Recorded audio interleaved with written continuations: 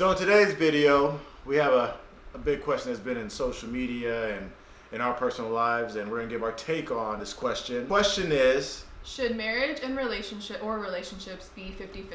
So I wrote a bunch of notes so that we wouldn't hopefully run. I don't know what she wrote, just to give context. So I'm gonna start with dating first, because obviously dating in a relationship is very different than being married in a relationship. I think if the man is asking you out, he should be paying for your dates, your dinner, whatever. Now, if you're going on, like, you start to get further in the relationship, you start to, like, go on a trip or something, and you want to kind of split things 50-50, that's a little different. Like, for an example... But let that be known up front, right? Yes. Okay. Yeah, don't expect, like, if you're planning the trip or he's planning the trip or it's, like, a mutual thing, don't expect that I'm going to pay all of the food once we get there, or that he's gonna pay for all of your excursion. For example, I made sure to bring these in. Ethan and I went to the Bahamas a few years ago together. Well, sort of together. It was for his friend's wedding. And I didn't expect him to necessarily pay for much of anything, except maybe like when we went out to get dinner and stuff, because we were dating. So I knew that... I paid for your ticket. What are you talking about? You didn't pay for my ticket? Yeah, I did. No, you didn't. Let me get to that. So, because it wasn't something that I had to do, but I wanted to do. That was the other thing. But he wanted me to be there. I got invited to go to the wedding. It was my friend too, but it's his best friend. So he paid for his flight because he had to be there earlier. I paid for my flight because I had to leave later. Oh, that's true. And then once we got there, the hotel was paid for because him and his friends had already paid for it in the room that I was staying in. So that part I didn't have to worry about. And then food, he handled. So, you know, I mean, that's just... Because she's coming with me. Yeah. So I gotta take care of her. Yeah. Now, if she wants to come, buy the ticket. Yeah. But when you get here, when you get touched down to the Bahamas, everything's taken care of. The other thing when you're dating, for us anyway, was knowing each other's finances. We didn't... Not that we were hiding them from each other, but I wasn't like, oh, that's how much money you have. What's your check looking like? That's what you're bringing in. Like, I mean, I kind of knew how much he was making, but I didn't know exactly how much he had, exactly how much he was saving. She didn't know. And same goes for me. Like, and I didn't know how much student debt he had or, like, whatever. So... Everybody got student debt. I know, but, like, I didn't know exactly how much or anything. All right, let me get my take on the dating thing. Oh, yeah. Okay, let's say you meet on Tinder, you meet on Rumble, you meet on Bumble. Oh, whatever. If it's just y'all just their first time meeting, but the guy's asking you out, yeah, I expect the guy to pay. Now, if the girl wants to offer her hand and say, you know what, this is our first date, you know, I'll pay for my food, you pay for yours, great. Y'all come to that mutual understanding, I think that's okay. But 9 times out of 10, I would expect the guy to pay. If you're gonna invite the chick out, pay for the chick. I don't care if unless she's obnoxious or ruined the date.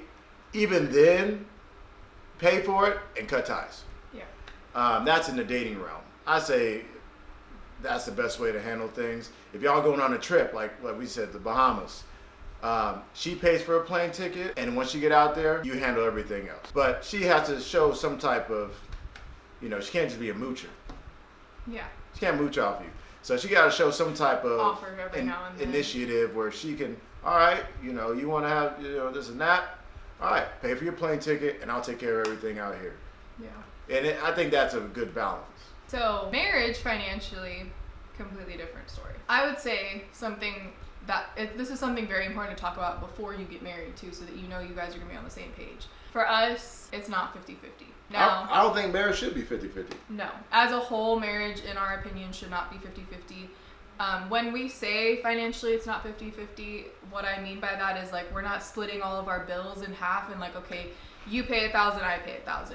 That's just not how it works for us. But there's some instances, I think it happens for a lot of millennials and people are around our age, where in the beginning you might have to split. If you guys are just getting your job started, this and that, I would say that's fine. But the guy should have in his brain, okay, eventually this is a means to an end. Like, I want to make sure that I make enough money flows through me that I can take care of my family. Her working is just cherries on the top of the cake. Yeah.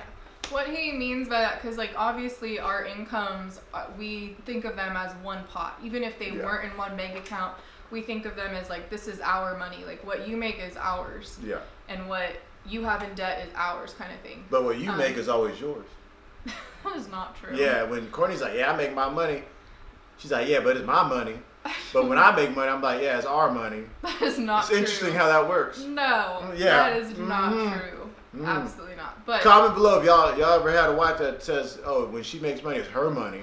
But when the man makes the money, he's like, it's our money. Anyway. I'm just saying. So what he's talking about though is like when we first moved out here, like, because you guys know, we just got married right before that. So, I mean, now some people may be a little better about this and get their finances like together beforehand, but we did not do that. And so what I mean by that is like you set up the bank accounts and all that before you get married. Yeah.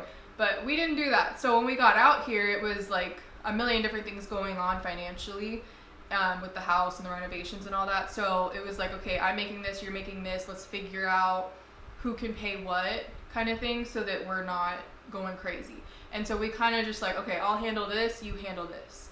And so it was kind of 50-50. Now, fast forward like 6 or 7 months, and I quit my job, and then so he's really technically the only income. Things change, obviously. Now, that doesn't mean that I don't know what's coming in and what's coming out. And I think where a lot of couples get wrong, the money thing is always seems to be, if I make the money, like as a girl, then he don't gotta tell me what to do, right? And I see that with a lot of couples where girls think making money equals don't tell me what to do. When in reality, it's like, okay, for a successful relationship to work, there has to be some type of give and take, some type of leadership happening. I think that's where a lot of people go wrong. It flows a lot smoother when it goes through the guy and he gives her the money to pay the bills. Or if she wants to buy something, she can buy whatever she wants, but as long as she's not overspending. And I think guys are very passionate, you can say passionate, about controlling things when it comes to finances, because the ultimate dishonor for a guy is leading your family into a hole. You look like a chump. Yeah, so that's the guy's biggest dishonor. He doesn't want to lead the family home to homelessness or losing cars, not be able to maintain a ship.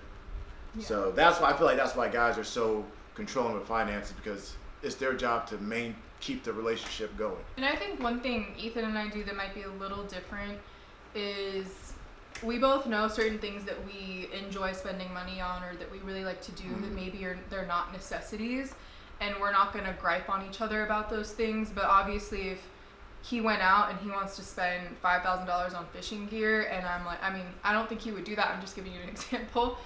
But and it's just not in the cards that month, or I'm just like, you know what, that's maybe not the smartest thing for us to do right now, and we talk about it, then he'll be like, okay, you know what, we'll hold off for right now. It's like little things. I'm not going to care if he buys. I know some people are different than others, but if he goes and buys, you know, some fishing poles or whatever, I don't really care if he goes and does that kind of thing. Same thing with him and me. Like if I come home and I have a couple new shirts or something, as long as you're not, like you said, overspending. For those couples where money is tight, yeah, you damn well better have tight grip on your finances, whether, you know, that's the man or that's the woman. Because sometimes the girls are the ones that are like, yo, John, you gotta stop. You can't be spending on a damn boat. Yeah. Or no, we're not getting another pair of Jordans.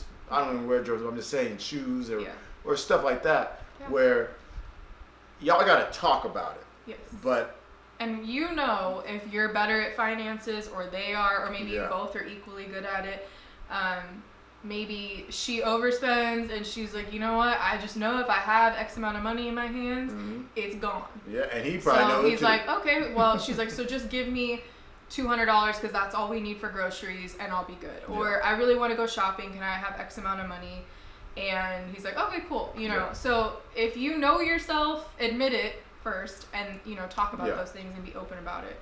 But as far as 50-50, I think marriage is not 50-50. The guy should make it a mission of his to take over all the finances. So if his wife doesn't want to work, that's fine. If she does want to work, it's just cherry on top. But at least that's stable. I expect him to protect us, our future kids, And basically, and I think this is expected and maybe not said much about men, dads and, you know, husbands, they're expected, and I expect it in a way, for them to basically protect you until death. Yep. Like, I expect him, if some guy's shooting at us, to take a bullet for me. And I think, you know, I'm not saying I want him to do that, but that's what I expect of him, and he knows that too. And so there's that pressure on them, and then, you know, so you have to kind of keep that. Because think about it, if I don't do my end of, if I don't hold my end of the bargain, let's say I don't protect her and stuff like that, what's she gonna do? She gonna think of me less of a man because I can't do one of the crucial things that are biologically wired in her brain to look for in a mate or a spouse. Somebody, protection, just like her dad protected her, she wants a man to protect her. That's what girls want, right? I really think in today's age, it's all flipped. Girls are making money, guys are making money, that's fine. But when it comes to the coming together portion and kind of knowing your roles and falling into those roles, I think that's where, you know, a lot of tension happens and a lot of issues happen.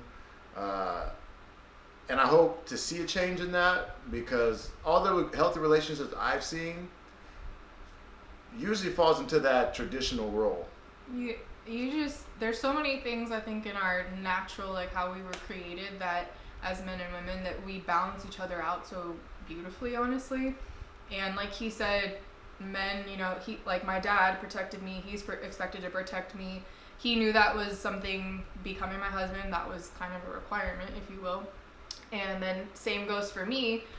My mom took care of my dad, and, you know, whether that be cooking for him, taking care of him when he's sick, and I mean, not to say that he didn't do that for her too, but those kinds of things, making sure like he wore the right outfits to certain events and stuff, those little things you do to take care of your husband. And so I do those things for him too. And ladies, don't think like if you're a stay-at-home mom or something, just because you're not making money doesn't mean you're not producing something or highly beneficial. When you're single, obviously paying for your car, paying for your house, paying for your lifestyle, that's just being an adult. That doesn't mean don't talk to me, I can do whatever the hell I want. That don't mean that. It just means you're being an adult. You're taking care of yourself until a man comes in to take care of you, so you can decide if you want to work or not. Because ultimately the goal is to build, right? And you can't build when there's always tension with problems. And coming to those decisions together. Because you may, as a woman, really love your job, and your husband wants to support you doing that, and so you both work, and that is what it is if that's what you choose to do. And also knowing, like me as a single woman, I didn't expect to just like quit and never work again as soon as we got married, like, you know, as soon as our wedding was over. So working into that and making that a goal, because that's what we both wanted. I wanted to be a stay-at-home mom, and he wants that for me too. So we made that mutual decision. Okay, that's our goal, is to get there. But these rules don't apply to those relationships that are chaotic, or really it's one-sided. Like a guy don't really care what you say. But I'm talking about in general terms, relationships or any type of marriage relationship, it's not going to be 50-50. And I don't agree with a relationship being 50-50. That's just our opinions. So we'll leave you guys with some tips, especially if you're looking to date, especially dating to marry somebody. Talking about these things, I mean, we've talked about these things even back in high school. Because these are such important, big things that may not feel big at the time, but trust me, I mean, as most of you probably know, a lot of divorces are because of financial reasons. And uncommunicated expectations. Because a lot of people, they don't say what they want, and so they expect what's in their brain to be automatically put in real life. And it doesn't work that way. You got to say what you want, especially in a marriage or in a relationship, because I'm not a mind reader. I always tell Courtney this. I'm not a mind reader. I'm not going to waste my time trying to read your dang mind. Ladies, be very, very straightforward, blunt, to the point, like as dumb as you can make it. Dumb it down. Because men don't want you to give the extra read between the lines. Women were very good at that. Men, give it to them. I want to be a stay-at-home mommer. I want to work, but I don't want to work full-time. Whatever it is, and honestly, when you're dating, these are good things to kind of bring up after you know, so many dates, because you're gonna weed out the ones that you don't want to be with. And don't act like you're anything less, because if you did want to make less, like I just want to work part-time, I want you to make all the money. That's fine. that's in the guy's head. That's like a challenge. It's not saying you're leeching off me. It's like, oh, okay, she fully trusts me with her life. All right, Yeah. I'm about to make it happen. Because it takes a lot of work to take care of and run the household while he's out working and doing his job. Yeah. You have to have, like he said, that open line of communication, and it takes time, but learning how to communicate with each other, because we communicate very differently, and it took us a lot of time. Like, we've known each other for 14 and 15 years, and we're still learning. So I ain't. oh my gosh, I know what she like. Anyway, we hope you guys got some good info, tips, whatever off of all this, but let us know how you guys feel about how marriage or relationship should be. Should they be 50-50? What do you guys think? Comment down below. I'm Ethan. And I'm Court. And we are out of here.